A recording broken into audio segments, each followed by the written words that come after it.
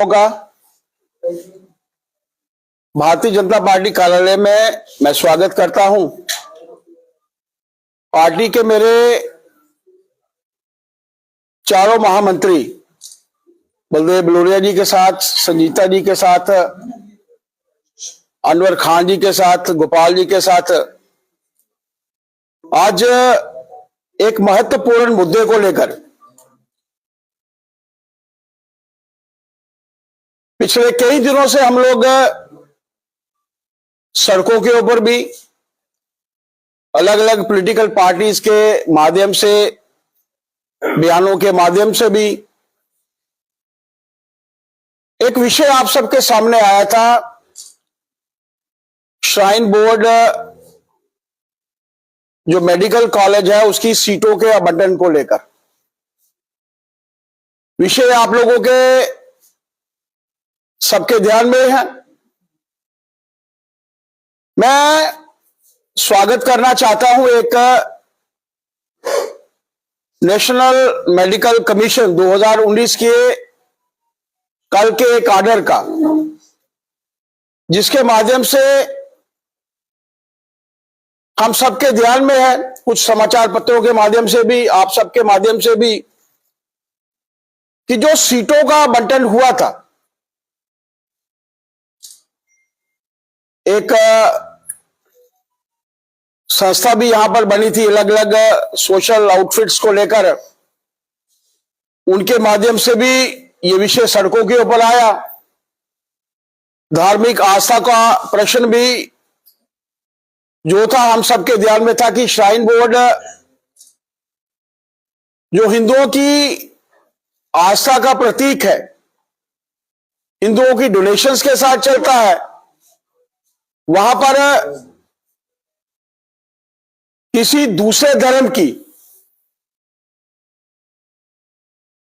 वहां के बच्चों को लेकर, क्योंकि वो जो एडमिशंस थी हम सबके ध्यान में है, और मैं एनएमसी का धन्यवाद करना चाहता हूं कि medical assessment and rating board के माध्यम से, MARB के माध्यम से जो असेसर्स उन्होंने भेजे थे 2 जनवरी को, जिन्होंने असेस किया कि समय समय पर उनके ध्यान में कंप्लेंट्स आई थी कि जो मेडिकल कॉलेज यहां पर श्राइन बोर्ड के माध्यम से चल रहा है वो ठीक नहीं है। बहुत सी इरेगुलरिटीज वहां पर हैं, इंफ्रास्ट्रक्चर ठीक नहीं है, बेड्स ठीक नहीं है, डिलीवरी केसेस जो है वो ठीक नहीं है, बिलो जो चाहिए रिक्वायरमेंट 25 मात्र हो रहे थे, जो बेसिक रिक्वायरमेंट से बिल्कुल नीचे है, और कई ऐसी रिक्वायरमेंट्स जिसके चलते मेडिकल कॉलेजेस चलते हैं। और हम लोग धन्यवाद करना चाहते हैं अपने राष्ट्रीय नेतृत्व का भी और माननीय JP नड्डा जी का भी। मेडिकल कॉलेज की रिकॉग्निशन तो NMC के माध्यम से समाप्त की गई है, लेकिन वो बच्चे जो मेडिकल कॉलेज में जिनकी एडमिशन हुई थी, जिन्होंने अपनी पढ़ाई जो है उसकी शुरुआत की थी, उन बच्चों को कहीं कोई दिक्कत ना आए, उसके लिए जम्मू कश्मीर यूटी में ही अलग अलग मेडिकल कॉलेजेस में जितनी भी सीट्स हर मेडिकल कॉलेज को अवेलेबल हैं, उससे कुछ ज्यादा आवंटित करते हुए ये बच्चे यहां पर पढ़ाई कर सकते हैं। मैं इसके लिए केंद्रीय नेतृत्व का आभार प्रकट करना चाहता हूं, और NMC का भी, जिनके मापदंड होते हैं, उन मापदंडों के ऊपर अगर कोई इंस्टीट्यूशन खरा नहीं उतरता है तो उसकी रिकॉग्निशन जो है वो कैंसिल होती है। और सब लोग सड़कों के ऊपर थे यहां पर, जो लोग जिनकी श्राइन बोर्ड के प्रति आस्था थी, माता वैष्णो देवी जी के प्रति आस्था थी, मैं तो माता जी के चरणों में ही नमन करना चाहूंगा। वो आस्था की लाज उन्होंने हम सबकी रखी है, और उन बच्चों को भी जेपी नड्डा जी का मैं आभार प्रकट करना चाहता हूं, उनको साधुवाद देना चाहता हूं कि उनके माध्यम से उन बच्चों को भी जो है वो अलग अलग इंस्टीट्यूशंस में जाकर डॉक्टर बन सकेंगे। अलग अलग से जो रिपोर्ट के माध्यम से जो विषय हम सबके ध्यान में आया है कि इरेगुलरिटीज क्या थी, क्योंकि जिस टीम ने, जो असेसर्स की टीम वहां पर आई थी MARB के माध्यम से, उस टीम ने देखा है कि टीचिंग फैसिलिटी जो थी उसमें भी डेफिशिएंसी थी। 39% ट्यूटर, डेमोन्स्ट्रेटर और सीनियर रेजिडेंट्स जो थे उसमें भी डेफिशिएंसी थी 65% तक। OPD जो थी 400 की रिक्वायरमेंट होती है, 1 बजे तक वो मात्र 182 थी। बेड ऑक्यूपेंसी जो थी 80% चाहिए होती है, मिनिमम 45% थी। और एवरेज ऑक्यूपेंसी इन ICUs, जो जितने भी ICUs उस मेडिकल कॉलेज में, हॉस्पिटल में चल रहे थे, वो मात्र 50% थी। डिलीवरीज को लेकर जो बिलो नॉर्म्स थी वो भी बिलो नॉर्म्स थी, और बहुत सी ऐसी डेफिशिएंसीज उनको मद्देनजर रखते हुए, उनको ध्यान में रखते हुए हम लोग साधुवाद देना चाहते हैं नेशनल मेडिकल कमीशन का, जिनके माध्यम से ये जो है हुआ है, और राष्ट्रीय नेतृत्व का माननीय जेपी नड्डा जी का, कि जिनके माध्यम से उन बच्चों का भी जो है वो कैरियर के ऊपर, क्योंकि कुछ लोगों ने, कुछ पॉलिटिकल पार्टीज ने इसे धर्म के नाम पर भी तूल देने की कोशिश की थी। कुछ पॉलिटिकल पार्टीज ने इसे पॉलिटिसाइज करने की भी कोशिश की थी, और मेरा मानना है कि यहाँ के लोगों के भी प्रयास थे, और जितनी कंप्लेंट्स LMC के ध्यान में लाई गई थी, उन्होंने अपनी वेरिफिकेशन के बाद इसकी रिकॉग्निशन को जो है वो कैंसिल किया है। LMC को कि हम लोग, उनके ऑफिसर्स के हम लोग धन्यवादी हैं। और LG साहब से मैं प्रार्थना करना चाहूंगा, बड़े उनके पास कोई ज्यादा समय नहीं होता, बाकी पूरी की पूरे प्रदेश में भी लॉ एंड ऑर्डर को भी उनके माध्यम से देखना पड़ता है, और भी कुछ काम होते हैं। लेकिन मैं कहना चाहूंगा कि कुछ और भी इरेगुलरिटीज या कोई समय के साथ साथ, क्योंकि कुछ ऐसे बाईलॉज हैं, कुछ ऐसे लॉज हैं जो उनके आने से पहले बने हैं, हो सकता है उनमें भी कोई लकूना हो जो उनके ध्यान में नहीं हो। मैं आपके माध्यम से ही उनके ध्यान में लाना चाहूंगा।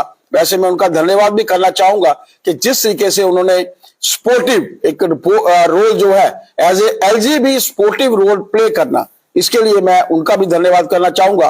और तवक्को रखता हूं कि कहीं कोई कमियां बाकी इंस्टीट्यूशन में भी या उनके बाईलॉज में जिस तरीके की भी कोई कमियां हैं, उनको भी कमियों को हम लोग दूर करने का प्रयत्न करें, मेरी कैसी अपेक्षा है।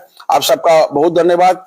कुछ किसी को कोई बातचीत करनी है? इस फैसले के बाद जम्मू वासी जो है वो डोगरों की जीत मान रहे हैं, जम्मू की जीत मान रहे हैं। इस जीत का श्रेय आप किसे देना चाहेंगे?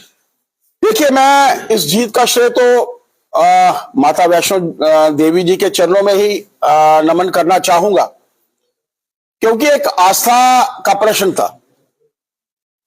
श्राइन बोर्ड के बजाय किसी और मेडिकल कॉलेज में होता, GMC में होता या किसी और में होता, तो हम लोग इसे क्रिटिसाइज नहीं करते।